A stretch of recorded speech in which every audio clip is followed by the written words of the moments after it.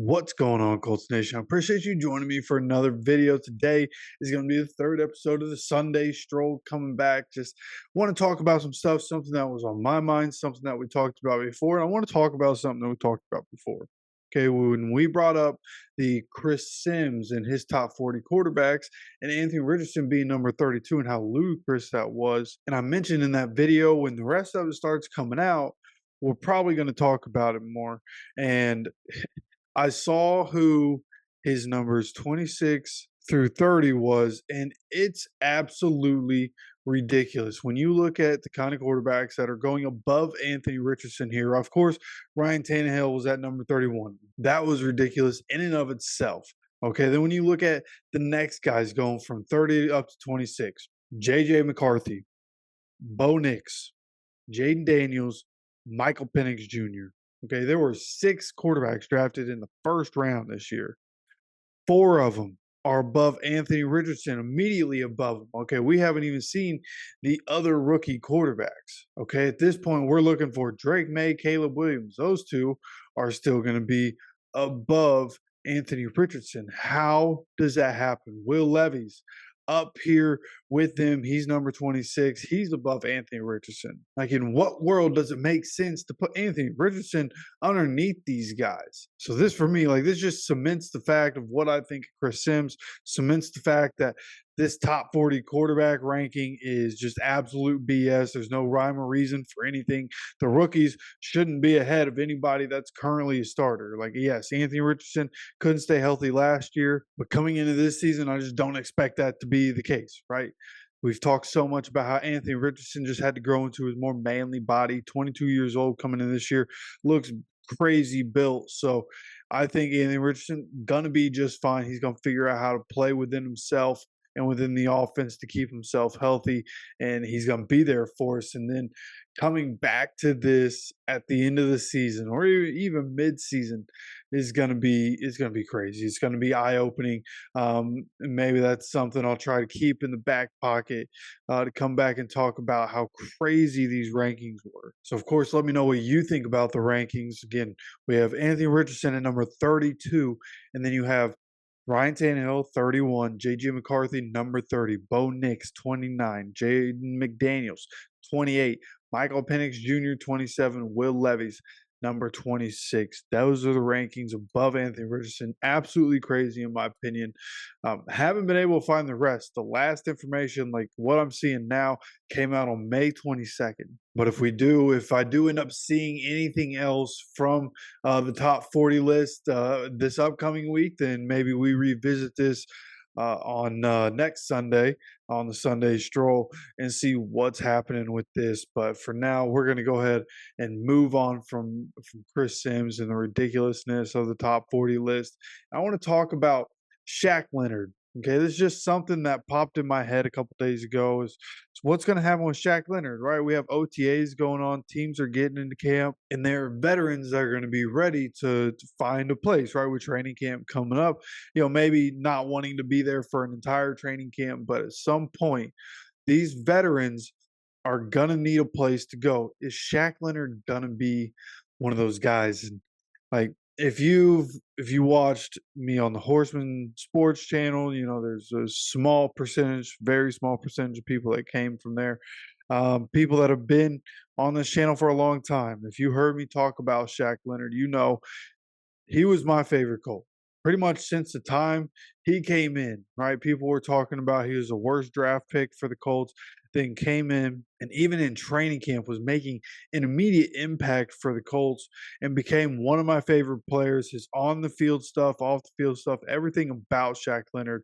He was one of my favorite players, my favorite Colt for a while. After Andrew Luck retired, definitely my favorite Colt. So, this is a thing where I hope he's able to come back and be Shaq Leonard. But what we saw from the injury, right? You look at what he was doing as a rookie, right? This is a guy, you look at the accolades he has. He has that 2018 Defensive Rookie of the Year. He's a 3-time Pro Bowler, 3-time All-Pro, should be 4-time All-Pro and Pro Bowler, but he's a 3-time Pro Bowler and All-Pro. And actually, let me correct myself, he's a 4-time All Pro, but one of them is second team All Pro, which was in 2019. Should be four time though. Still staying on that point. Should be four-time first team All Pro.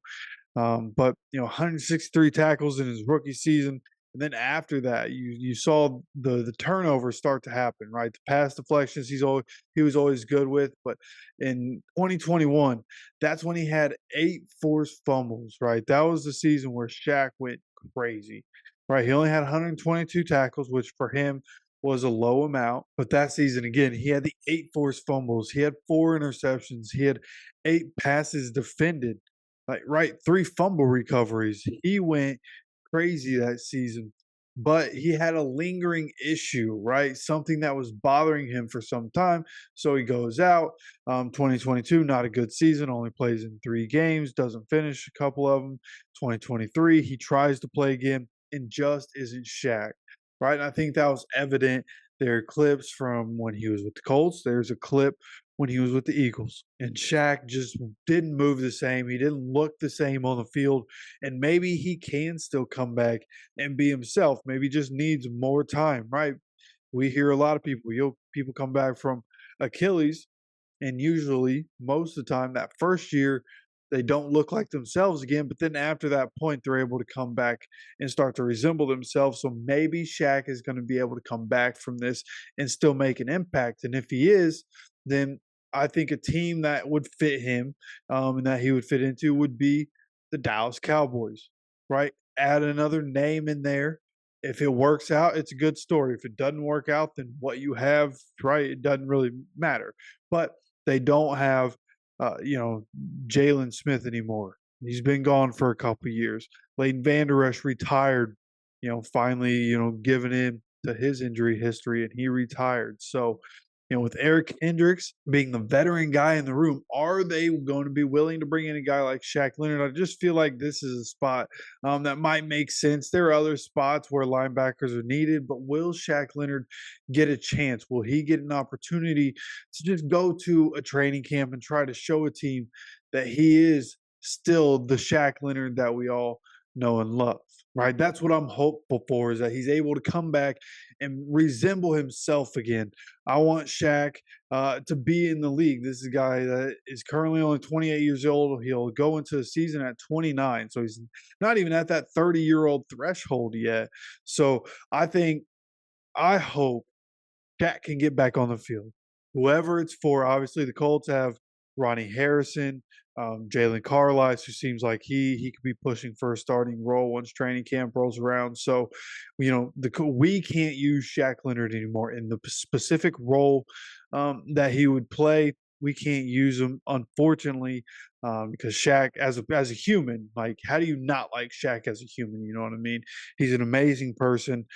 He was an amazing football player, and hopefully he's able to get back on the field, whether it's for the Cowboys or Seahawks or whoever.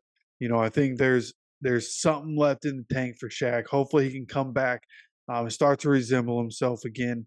And if he is, wherever that is, I'll be rooting for him, man. Wherever 53 goes, I'll be a fan. And of course, let me know what your thoughts are on both situations, on the Chris Sims ranking and how that's going, on Shaq Leonard. What do you think about Shaq Leonard? Is he cooked? Do you think he can come back? Do you hope he comes back? How do you think that'll go? If he does come back, where do you think he lands? What team do you think he would go to? You let me know any of that down in the comment section. Of course, don't forget to subscribe with notifications on as we continue to have daily content on this channel. I appreciate you stopping by for another video. And as always, take care of yourself, take care of each other, and go Colts.